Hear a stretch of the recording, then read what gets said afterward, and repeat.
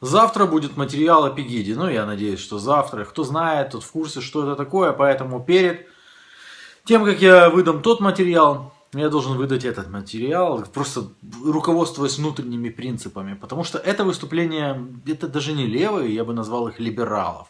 Выступление либералов, которые против Трампа. Выступают они в Германии, в Мюнстере, и они рассказывают, что они против. Ну, вы услышите, что они рассказывают. Я обычно не комментирую. Сильно много не комментирую, для того, чтобы не было моей точки зрения. А здесь не могу сдержаться. Вы знаете, вот я просто подметил, что большинство таких либералов, они выглядят как хиппи. Они выглядят как хиппи, и когда с ними общаешься, то понимаешь, что эти люди имеют слабое представление о реальной жизни. О реальности жизни они представление имеют, как через мутное стекло.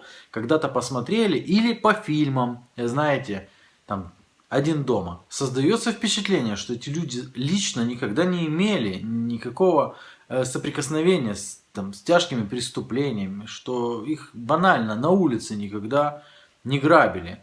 Я расскажу маленькую, короткую историю. Надеюсь, вас не утомит. Когда я находился в закрытом центре, по сути в тюрьме, в Нидерландах, это тюрьма, где я был один белый, и там, знаете, нас посещали бабушки и дедушки. Они приносили нам печенье, кока-колу и всякие вкусности. Бананы резали, и вот они с нами общались. И мы видели их, мы понимали, что они чувствуют себя очень правильными. То есть, что они вот правильные люди. Мы даже иногда наблюдали в окно, а окна были зарешочены, как они стояли с плакатами, мол, отпустите там, и все такое, свободу. Просто в нашем крыле когда-то произошел пожар, и погибло очень много беженцев, потому что они не смогли выбраться из камер. И вот эти люди отмечали там годовщины. А знаете, как смотрели на них мои товарищи? Да и я, чего там греха таить. Как на людей, от которых можно что-то получить. Некоторые мои товарищи намеренно, обладая серьезным, нормальным интеллектом, намеренно притворялись, знаете, такими типа глупыми обезьянками. Они говорили: ты мне как мама. Ты мне как папа, очередной старушке, очередному старичку, которые думали, что делают что-то очень хорошее. А мы хотели побольше набить карманы этим печеньем, шоколадками, взять с собой водичку, да и отвалить подальше от этих хорошеньких, которые чувствовали себя такими классными, когда к нам приходили. Почему мне это вспомнилось? Сам не знаю. Просто вспомнилось. Пока.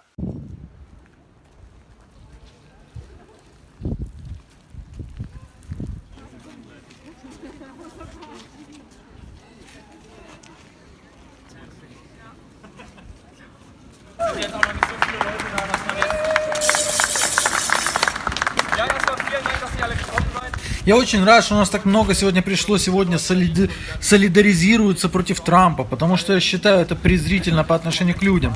Я считаю абсолютно неприемлемо, что этот тип делает. И я почитаю кое-что. Я Паскаль. Я вчера проснулся утром рано и почитал в Твиттере вещи типа «Муслим бан» и так далее. И подумал, что Мюнстер должен в любом случае тоже быть против этих декретов и показать свой протест против этого всего.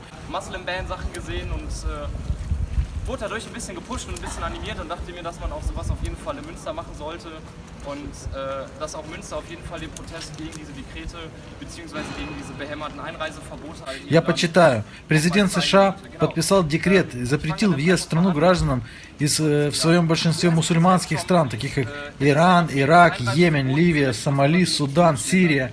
Все они затронуты этим запретом на въезд на 90 дней.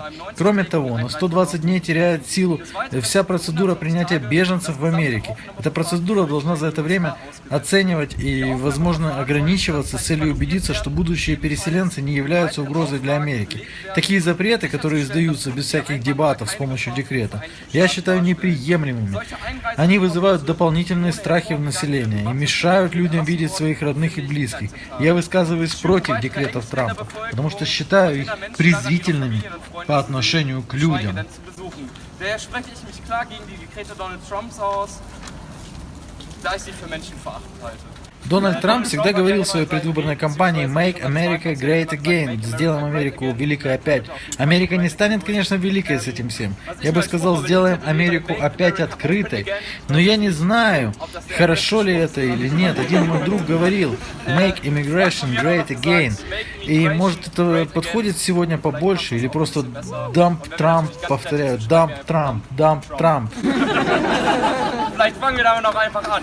Jump, Trump, jump, Trump, jump, Trump, jump, Trump, jump, Trump, jump, Trump, jump, Trump. Aber ist selber jemand betroffen oder kennt Betroffene und kann vielleicht irgendwie davon berichten? Если тут кто-то, кого касается закон, или знает кого-то, кого касается этот закон, может что-то рассказать. Да, один сириец. Если Трамп не хочет никаких сирийцев, тогда перестаньте делать это говно в нашей стране, и мы не будем приезжать к вам. Это мое мнение.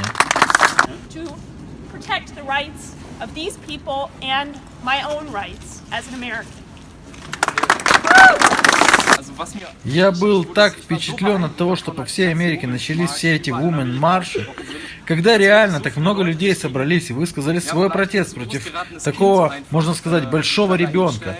Я считаю классно, как много людей солидарны друг с другом прежде всего у аэропортов и приветствовали приезжающих людей, и этим же показывали, что так много людей с этим всем не согласны, что Трамп со своим декретом сделал. Was der Trump da eigentlich eben so mit so einem Dekret dann halt eben alles machen kann. Ich meine, es ist ja nicht nur das Dekret. На самом деле, я не против такого декрета, можно сказать, что мне действует на нервы, что это он Обама-Кер просто так взял и выбросил на ветер. Еще постановление, что между Мексикой и Америкой должна строиться стена.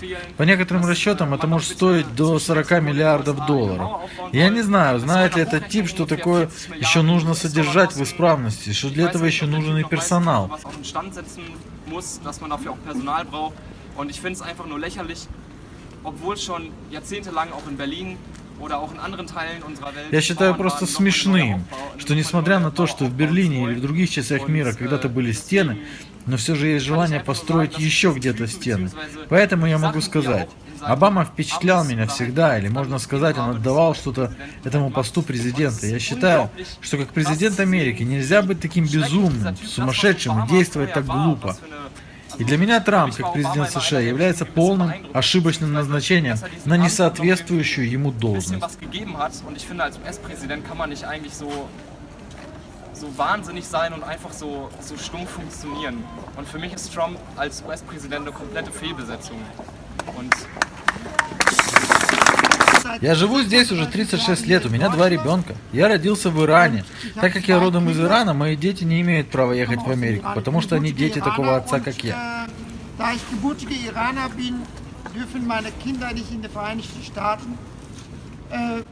Эти дети Иран еще никогда не видели, не знают, как выглядит Иран. Но все равно им нельзя в Америку. Моя старшая дочь должна поехать в Эквадор. Точнее, она уже там была в рамках добровольного социального года. И сейчас хочет просто навестить семью, которая в Эквадоре. Она должна лететь через США. И она не может так просто пересесть на другой самолет. Это самое плохое. FSJ da gemacht und will nochmal die Familien in Ecuador nochmal sehen und sie muss durch die USA. Also die muss einmal umsteigen, in Miami und die darf... После исламской революции такие семьи, как моя, были разбросаны по всему миру, потому что они сражались против Исламской республики. То есть моя семья разбросана и по всей Америке. Значит, я не могу навестить свою семью.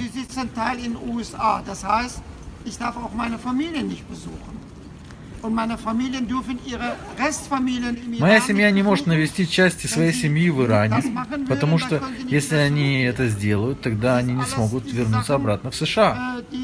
Моя сестра сейчас в Иране, в гостях у родных, она из Америки.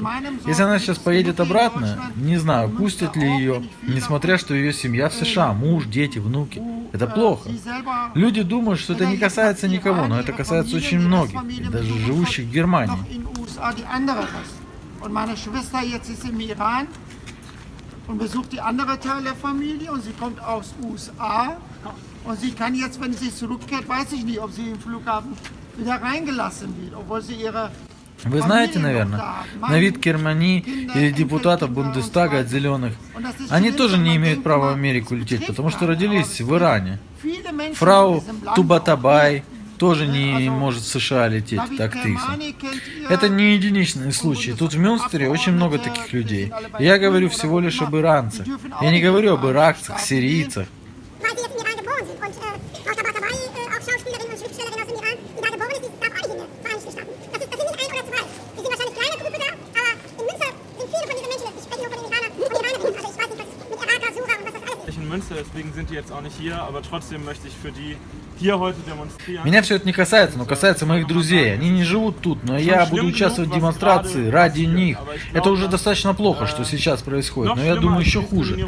Дискриминации. Это то, что люди не могут поднимать свой голос против этой дискриминации. Неважно, какая дискриминация. Сексуальная, внешний вид, происхождение, неважно. Если не поднять голос против такой дискриминации, тогда подумают те, которые были оскорблены, окей, все это принимают, это для всех окей. Поэтому сейчас, когда альтернатива для Германии такой имеет прирост, когда Трамп у власти в Америке, вот именно сейчас нужно открыто заявить о своем отношении к этому. Сейчас нужно открывать рот, неважно в какой ситуации, просто показать, что это не окей. Jetzt gerade Farbe bekennen, jetzt gerade den Mund aufmachen, egal in welcher Situation. Und einfach zeigen, dass das nicht okay ist.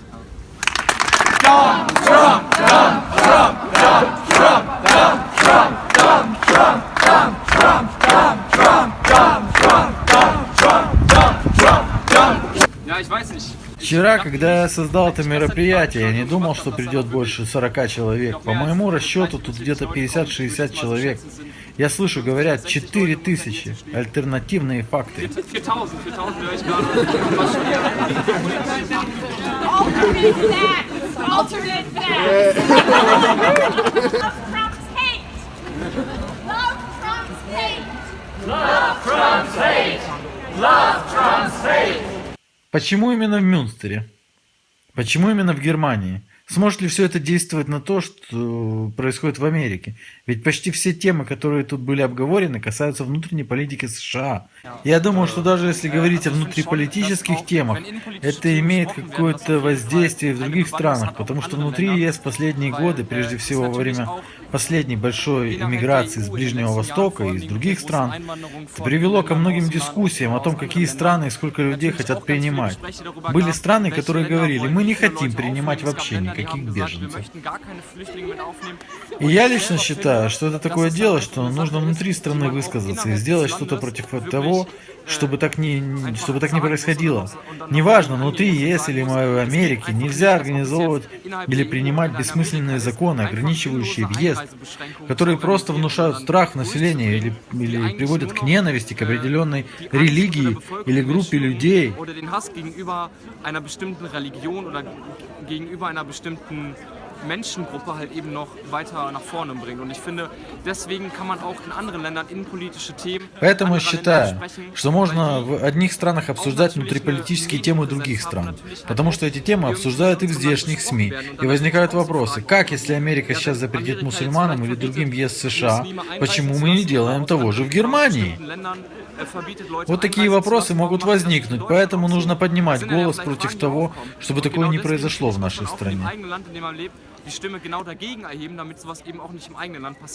Но сейчас в Германии нет запрета на въезд, но Балканский путь закрыт. Я считаю интересный вопрос, кто именно закрыл Балканский путь? Поэтому я бы хотел знать ваше мнение о том, почему Балканская дорога закрыта, и должна ли Германия делать больше для беженцев? Если должна, то каким образом? Я лично считаю, что это плохо, что Балканский путь закрыт. Но я бы в этом не обвинял одну страну. Я считаю, что это сыгранность, которая имела место быть внутри ЕС, потому что многие страны не могли договориться, как распределить беженцев. Потому что страны, такие как Италия или Греция, имели большие проблемы с большим натиском беженцев и сказали: люди, мы тут на границе, мы должны так много принимать людей, что мы одни не осилим это, нам нужна помощь. Внутри ЕС были были страны, которые выразились реально за то, чтобы помочь. Но были и некоторые, которые отказались. И, к сожалению, было очень много стран, которые отказались принимать или даже пустить проездом через свою страну беженцев. И поэтому я не могу давать определение, какая страна виновата. Я больше считаю, что это была проблема между странами или лидерами стран, которые не смогли договориться или недостаточно друг с другом говорили. Und deswegen denke ich, kann ich nicht jetzt direkt definieren, dass dieses Land da irgendwie die Schuld daran hat, sondern ich finde, das ist einfach ein Problem, dass innerhalb der Europäischen Union sich die Länder oder beziehungsweise die führenden Personen der Länder nicht genug abgesprochen haben und auch nicht miteinander geredet haben. Und jetzt die zweite Frage. Сейчас ко второму вопросу. Германия может в любом случае делать больше для беженцев. Я сам помогал семье беженцев, которые жили в лагере беженцев. Было очень много проблем для них найти какую-то работу. Немецкая система делает для них трудности для воплощения их мечты в реальность. Они должны проходить курсы немецкого, я считаю, это, конечно, правильно, потому что это часть интеграции. Но с другой стороны, создаются трудности, как найти работу, потому что для этого надо иметь практику, или потому что в Сирии учились, но здесь не могут учиться, потому что у них нет знания языка, еще их часть бывшей учебы их не признается в Германии. Это все камни, которые ставятся у людей на дорогу и создают им трудности. Auch in Syrien studiert haben, also wenn man das jetzt zum Beispiel auf syrische Leute bezieht, also ich habe auch syrische Studenten kennengelernt, die haben in Syrien studiert und können jetzt hier in Deutschland nicht weiter studieren, weil sie auf der einen Seite das Sprachlevel nicht haben, was sie durch vorherige Sprachkurse erstmal bekommen müssen. А еще трудно людям, которые мигрируют или приезжают сюда, ходатайство о предоставлении убежища долго обрабатывается, люди месяцами должны ждать, ничего не имеют права делать. Я считаю, что Германия на месте могла бы что-то изменить, чтобы ускорить эти процессы и целенаправленно помогать людям. Dass die Asylanträge für die unendlich lange dauern und dass die einfach monatelang warten und einfach nichts machen können. Und ich finde, an den Stellen könnte Deutschland speziell eben noch was verändern, um diese Prozesse einfach zu verschnellern, beziehungsweise um auch vielleicht gezieltere Hilfe anzubieten. Балканский путь закрыт. Люди с трудом приезжают в Германию. Подписан договор еще и с Турцией. Считаете ли вы, что в этих странах, например, в Сирии, посольство не работает, но есть в Ливане, Турции, к примеру? Может, было бы нормальным и возможным обрабатывать на месте ходатайство о предоставлении убежища и дать людям возможность с законной визой приезжать в Германию? Может ли вообще такое быть? Das ist eine sehr, sehr schwierige Frage, ob man jetzt vielleicht wirklich die Leute, ob man dann wirklich... Это очень трудный вопрос. Должны ли в посольствах рассматриваться ходатайства? И должны ли людей самолетами и автобусами привозить в Германию? Это супер трудный вопрос. Я лично считаю, что помочь нужно именно там, где эти проблемы возникают, там, где закрыта Балканская дорога. В Греции или в Сицилии, куда приезжают много африканцев. И люди именно там должны иметь возможность выбирать, куда они хотят поехать. А не то, чтобы закрывать какие-то границы или вообще людям оставлять людей месяцами в ожидании. Oder zum Beispiel auch ja in Sizilien, wo ja viele Nordafrikaner dann auch hinkommen. Dass genau an diesen Stellen auch auf jeden Fall mehr Arbeit geleistet werden sollte und dass man dort auch eigentlich die Möglichkeit haben sollte. Ich würde jetzt nicht direkt behaupten, dass man da, ich würde jetzt nicht sagen, dass man da die Möglichkeit haben soll, direkt Asylanträge zu beantragen. Ich finde aber, dass den Leuten dort vor Ort die Möglichkeit gegeben werden sollte, einfach dahin zu gehen, wo sie hinwollen und das nicht eben dadurch ausgrenzt, indem man halt eben irgendwelche Grenzen schließt oder generell die Leute dort monatelange warten lässt. Мы оба из Сирии. Мы тут, потому что мы против этого закона Трампа. И потому что это нас касается. А как долго вы в Германии? Я 2 года тут живу, а я тут уже 1 год. Вы здесь учили немецкий? Да, до этого я не владел немецким. Я учил немецкий в Гёте-институте в Стамбуле. Можно проводить демонстрацию, но принесет ли это что-то там в Америке касательно вопроса внутренней политики? Я скажу так, может ничего не принесет, но это лучше, чем ничего не делать. Мы должны показать, что мы против этого закона. Нам это не нравится, и мы с этим не согласны. Сейчас я не могу поехать в Америку, даже если у меня в будущем будет немецкое гражданство, я не могу попасть в Америку. Das mögen wir nicht. Jetzt kann ich niemals nach Amerika gehen. Jetzt kann ich wirklich niemals, auch wenn ich in der Zukunft irgendwann eine deutsche Staatsangehörigkeit hätte. So, in die Vereinigten Staaten darf ich nie. Вы сказали, что вы никогда не сможете поехать в Америку. Разве этот запрет не на 90 дней? California Dream уже попал. Если честно, я не знаю Ganz genau. точно, но, Ganz по-моему, ehrlich, это das weiß ich навсегда. eigentlich nicht, aber ich glaube, es ist eher doch für immer.